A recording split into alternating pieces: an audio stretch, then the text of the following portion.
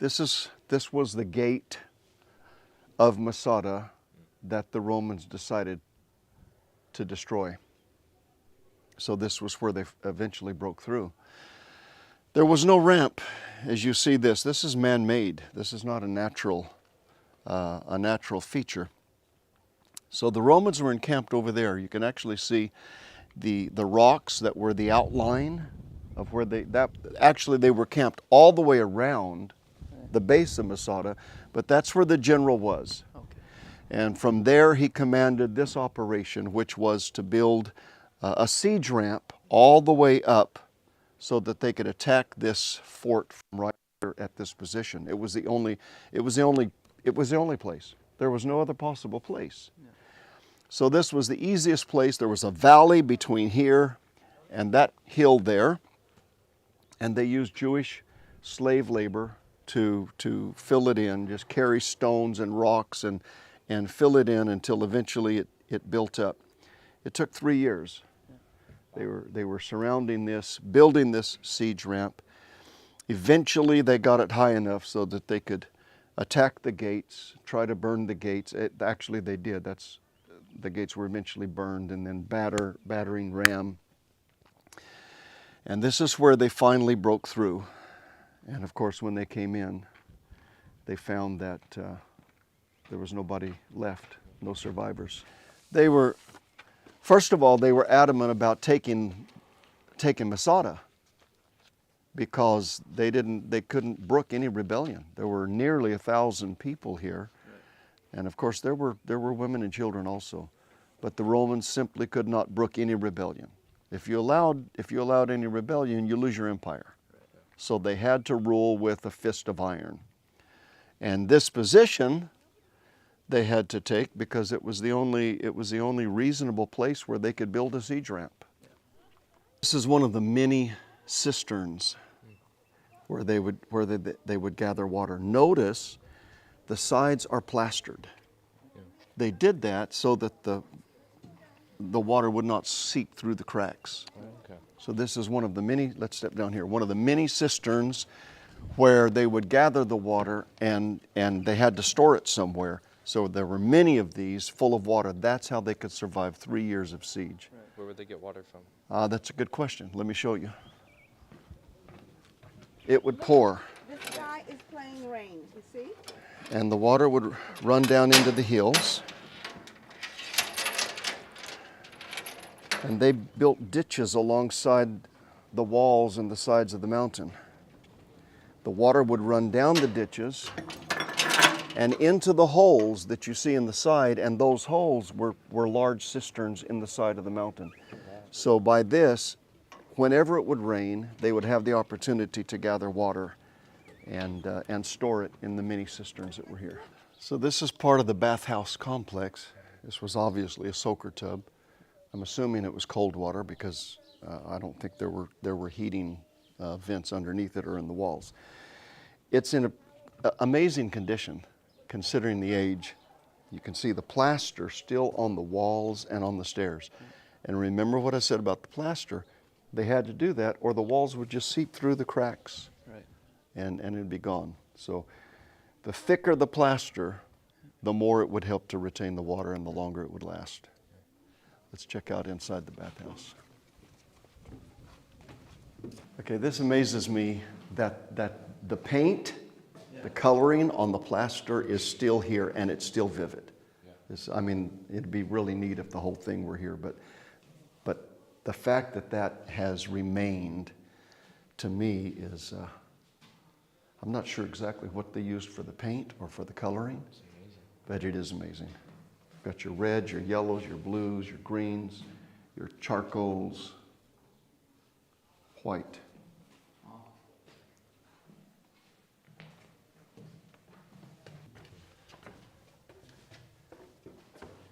See the plaster?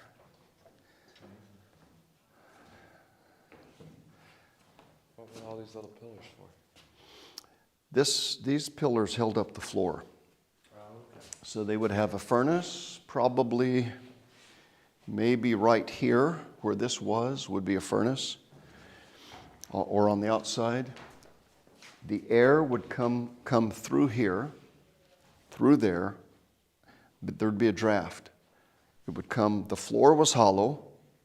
It would be tile on top of the floor, similar to what you see here. And then these clay pipes were in the walls, and they went up, and it would carry the heat up outside or through the ceiling, so that created a draft. So the hot air would come through. It would warm the floors and the walls. They'd be very hot, right, like a steam room or a sauna. Yeah.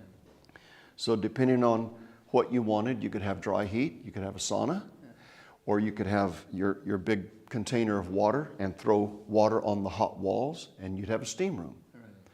Right. These were very popular in Roman times, and you see a lot of these in Roman ruins wherever you go in the world. Wow. That's amazing. The dark line represents what they found intact. The lower portion was already intact, and the southern portion from the stones which had fallen on either side of it, and they visualized exactly where they would fit in best and pieced them together to give you what you see here today. But the rough outline was already here. So, for instance, they could tell where the doorway was, yeah, where the entryway was. This happened in 66 to 69 AD. What's this building? This was a dovecote. Oh, okay. So they kept doves here. They could use them for their eggs. They used their fertilizer for the gardens that they had planted in here, and that's where they would keep the doves or the pigeons, and utilize their eggs, their fertilizer, and if necessary, they could eat the birds. These were some of the catapult rocks that the Romans shot up here to try to batter down the walls. And they would shoot them up, the Jews would get them and roll them back down the hill. So they were deadly for both sides. They've been rounded, they'd fit in the catapult and come into the fort. Now in this room... Are these original stones? Oh yeah, these are original. These are original. This is possibly the most significant room on Masada. This is where they found the potsherds, the fragments of pottery with the names written on them, which they believe was the draw when they would draw to see who would kill who would be the last man to take the lives of the others and then commit suicide. Wow. Because of course, the Jews didn't believe in taking innocent life. Right. They didn't believe in committing suicide. Right. So nobody really wanted to be the last guy. So they wrote their names on broken pieces of pottery. And it's like drawing a name out of the hat. They'd shake them up and they'd draw a name. Okay, you're the man. So this is where they found those, right in this area.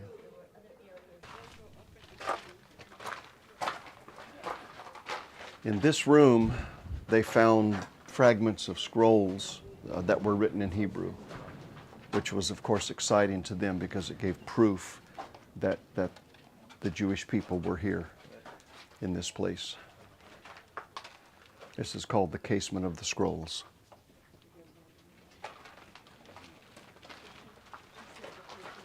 Thousands of Roman soldiers were encamped here. You would hear the sound of them yelling, singing, cursing, joking, laughing, building.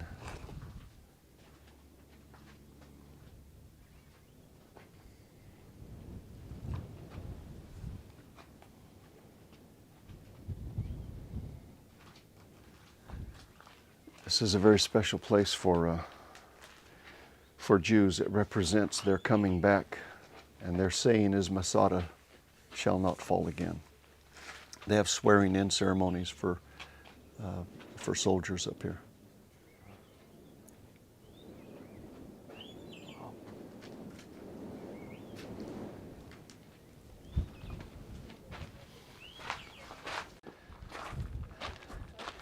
These were the storage rooms. All of these could be filled with barley, wheat, whatever they needed, whatever food. How many people lived up here? Well, I mean, there were 1,000 people, nearly 1,000 people here for 3 years, right? And when they started doing the excavations here, they actually found grain in some of these storage rooms. They actually found grain, and it was still good. It was still workable. It was still fertile. Planted it, and it grew. That's amazing. Really? So grain that was 2,000 years old, and regardless of how old it was, it grew. You know, Jesus said, except a corn of wheat fall into the ground and die, it abideth alone. But if it die, it bringeth forth much fruit. And of course, as we've explained earlier, the KJV uses the word corn, except a corn of grain. They didn't have corn as we know it. Corn came from North America. It meant except a grain of wheat fall into the ground and die. So what they found here was 2,000 years old. When they planted it, it worked. Don't let anybody tell you that the Bible is so old-fashioned that it doesn't work anymore. Yes, it's 2,000 years old, and parts of it are 3,000 years old. We've got the record of the Old Testament, but it's still alive. If it's planted, it will grow. Our job's to plant it, preserve it, and plant it. This is what they found when they came up here to excavate. All of these looked like this. So the walls existed to a certain height, and that's what you see the black lines on the walls for. But when they came in to excavate, this is what they found. So they have to go through these stone by stone, piece by piece, try to figure out, all right, which wall did this fall from? Where does this go? And then they piece them together to make the restored part of the walls like you see today. That really doesn't look like fun work, does it? No. We think of the exciting finds in archaeology, but that just doesn't look very fun. But that's how they put these back together. Yeah. We've just come into the northern part of Herod's palace. This is the top part. It's on the northern side of the hill of Masada. And his palace was built in 3 levels. This was the upper level. You can see here a model of what it must have looked like based on the archaeological remains with the top level, the middle level, and the bottom level. We'll walk down there in a little while. I think it's about 200 stairs down, and remember, what goes down must come up. So from here you get a good view also of the walls and the forts around the base of Masada.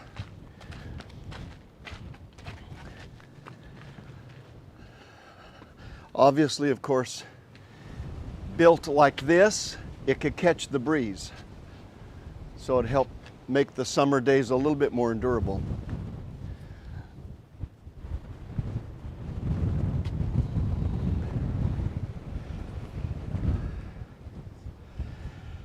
Directly below us is the middle portion of his palace, and then the lower portion down there.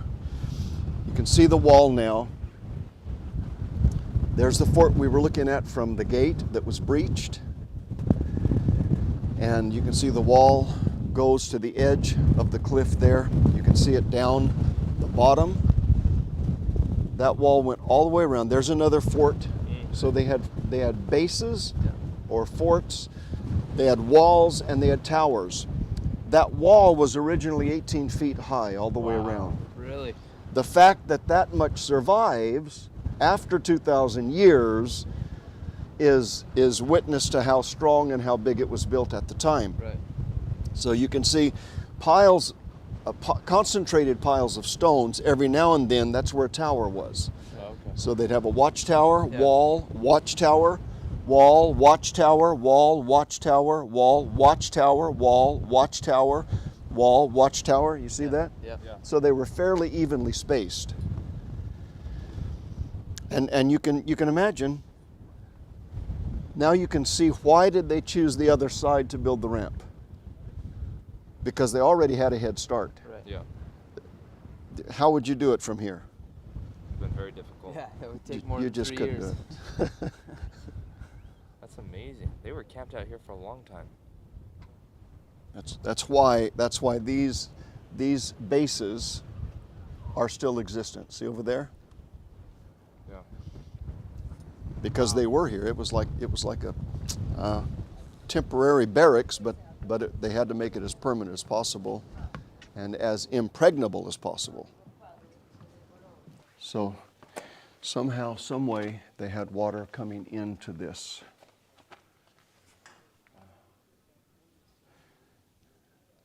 It looks like they had it close enough to be accessible from the middle terrace of the palace.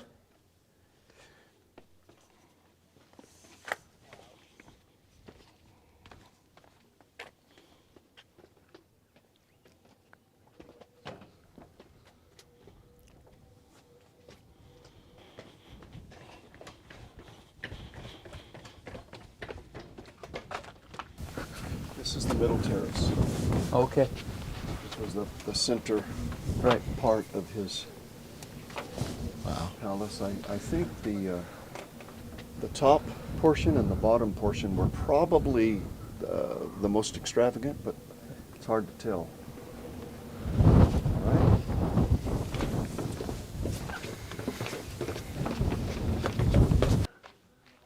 Right? The walls went way up. See the plaster way up there? Yeah.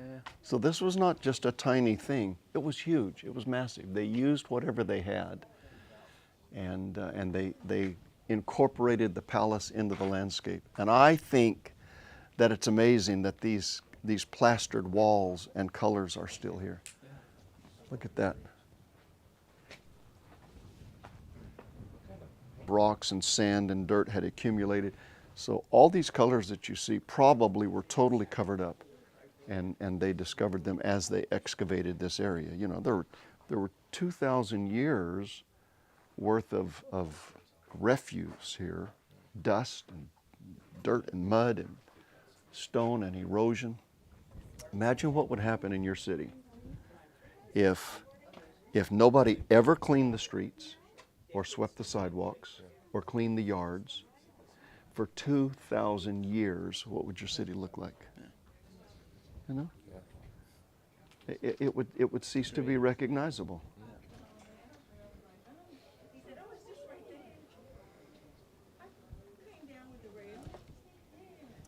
So across the valley are the mountains of Moab.